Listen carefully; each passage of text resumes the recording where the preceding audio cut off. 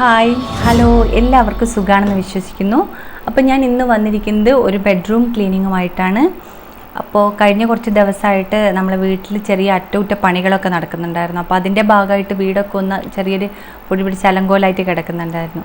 അപ്പോൾ ഞാൻ ഓരോ ദിവസം ഓരോ റൂം വീതം ക്ലീൻ ചെയ്യാമെന്ന് വിചാരിച്ചു. ഫസ്റ്റ് ഞാൻ എടുത്തത് എൻ്റെ ബെഡ്റൂം തന്നെയാണ്.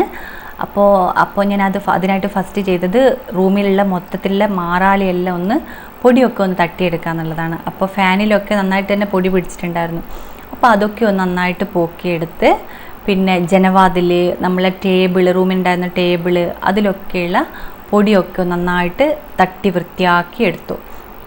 അപ്പോൾ ഇതിന് ഞാൻ കോട്ടൺ തുണി തന്നെയാണ് യൂസ് ചെയ്തത്, നനച്ചിട്ടൊന്നുമില്ല. തുണി നനക്കാതെ കോട്ടൺ തുണി കൊണ്ട് തന്നെ എന്ത് ചെയ്തു, നന്നായിട്ട് വൃത്തിയാക്കി പൊടിയൊക്കെ തട്ടിയെടുത്തു. പിന്നെ ഇതെൻ്റെ മോനാണ് കേട്ടോ. എൻ്റെ മോൻ്റെ പേര് അതിരത് എന്നാണ്, ആക്കുട്ടൻ എന്നാണ് ഞങ്ങൾ വിളിക്കുന്നത്. 3rd സ്റ്റാൻഡേർഡിലാണ് പഠിക്കുന്നത്. അപ്പോൾ ഞാൻ എന്ത് ചെയ്യുകയാണെങ്കിലും ആക്കുട്ടനും കൂടെ തന്നെ ഉണ്ടാവും. അവൻ വലിയ താല്പര്യമാണ് ഇങ്ങനെ പൊടി തട്ടാനോ എന്താണെങ്കിലും ചെയ്യുന്ന പണിയിലും ചെറിയ ഹെൽപ്പൊക്കെ ചെയ്യാൻ ഇഷ്ടമാണ്. അപ്പോൾ അതുകൊണ്ട് ഞാൻ കൂടെ തന്നെ കൂട്ടും ഇങ്ങനത്തെ സംഭവങ്ങൾക്കെല്ലാം. വന്നോളൂ. അപ്പോൾ കുറച്ച് നന്നായിട്ട് സംസാരിച്ചുകൊണ്ടിരിക്കുന്നേ ഉള്ളൂ, വായി കൂട്ടൂല, ഇങ്ങനെ സംസാരിച്ചുകൊണ്ടിരിക്കും. പക്ഷേ എന്ത് നമുക്ക് വേണ്ടി ചെയ്തു തരും, മടിയൊന്നും ഇല്ലാണ്ട് എത്ര വേണമെങ്കിൽ ചെയ്തു തരും. അപ്പോൾ ഞാൻ അലമാരിയൊക്കെ ഒന്ന് നന്നായിട്ട് വൃത്തിയാക്കിയെടുത്തു. ഉള്ളൊന്നും വൃത്തിയാക്കിയിട്ടില്ല കേട്ടോ, ഉള്ളിലൊന്നും പ്രശ്നമൊന്നും ഉണ്ടായിരുന്നില്ല. അപ്പോൾ പുറത്ത് പൊടി പിടിച്ച ഭാഗത്ത് മാത്രമുള്ള ഭാഗമൊന്ന് ഞാൻ നന്നായിട്ട് പൊടി മുട്ടിയെടുത്തു. പിന്നെ നമ്മളെ ക്രീമുകൾ അങ്ങനത്തെ സംഭവങ്ങളിൽ സൂക്ഷിച്ച സ്ഥലങ്ങളിൽ എന്ത് ചെയ്തു, അതൊക്കെ ഒന്ന് എടുത്ത് മാറ്റിയിട്ട് അവിടെ ഉള്ളിലെല്ലാം പൊടി, നമ്മൾ ഒരിക്കലും ഉള്ളിലൊന്നും പൊടി ഉണ്ടാവില്ല, പക്ഷേ എല്ലായിടത്തും പൊടിയുണ്ട്. ഇതെൻ്റെ കൺമഷി കേട്ടോ. ഞാൻ അന്ന് ഒരു വീഡിയോ ഇട്ടിട്ടുണ്ടായിരുന്നു എങ്ങനെയാണ് കൺമഷി ഉണ്ടാക്കുക എന്നുള്ള. ആ കൺമഷിയാണ് ഞാൻ ഇന്ന് യൂസ് ചെയ്തുകൊണ്ടിരിക്കുന്നത്, തീർന്നിട്ടൊന്നുമില്ല. അപ്പോൾ ആ കൺമഷിയാണത്. അപ്പോൾ ആ ഭാഗങ്ങൾ, നമ്മളെ മിറർ, അതെല്ലാം ഞാനൊന്ന് വൃത്തിയാക്കി പൊടി തട്ടിയെടുത്തു. പിന്നെ ക്ലീനിങ് എനിക്കങ്ങനെ ഭയങ്കര ഇഷ്ടമായിട്ടൊന്നുമല്ല കേട്ടോ. പിന്നെ ക്ലീൻ ചെയ്തിട്ട് അവസാനം കാണുക എനിക്ക് ഭയങ്കര ഇഷ്ടമാണ്. നല്ല വൃത്തിയായിട്ട് വീട് കിടക്കുന്ന ഇഷ്ടമാണ്.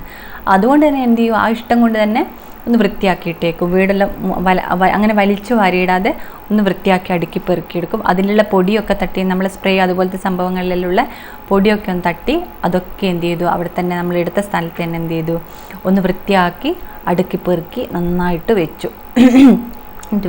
എൻ്റെ വീഡിയോ ഒക്കെ കുറച്ച് കളർ കുറവ് പോലെ ഫീൽ ചെയ്യുന്നുണ്ട്. ഉച്ചക്കാണ് ഞാൻ വീഡിയോ എടുക്കുന്നത്, എന്താണെന്നറിയില്ല, ചെറിയൊരു ഇരുട് ഫീൽ ചെയ്യുന്നുണ്ടോ എന്നൊരു പ്രശ്നം തോന്നുന്നുണ്ട്. ഉണ്ടെങ്കിൽ ക്ഷമിക്കണം കേട്ടോ, എന്താണെന്നറിയില്ലത്.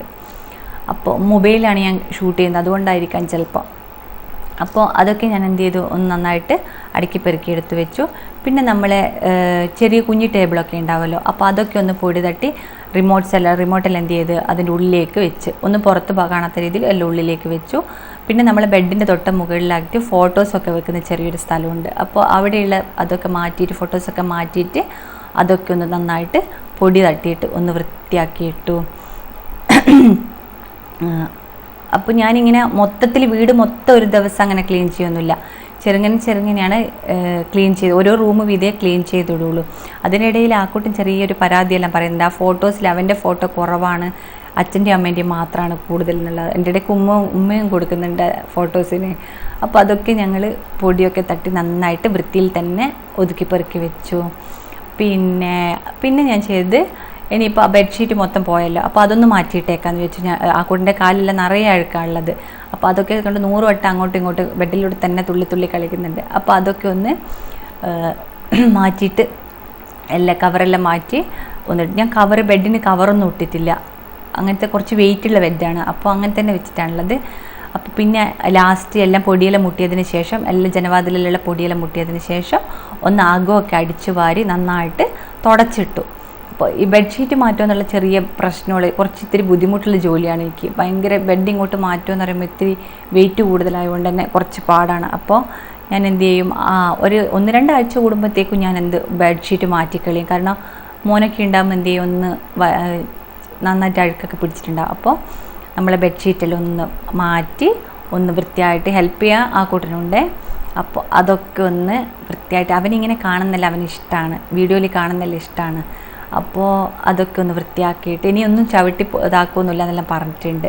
അപ്പോൾ അതൊക്കെ ഒന്ന് വൃത്തിയാക്കി കഴിയുമ്പോഴത്തേക്കും എൻ്റെ ബെഡ്റൂം ക്ലീനായി വെച്ചിട്ടുണ്ട്. ഇപ്പോൾ ഒന്ന് നോക്കിക്കേ, എല്ലാവർക്കും ഇഷ്ടമായില്ലേ, ബെഡ്റൂം ഒന്ന് ക്ലീനായ പോലെ തോന്നില്ലേ.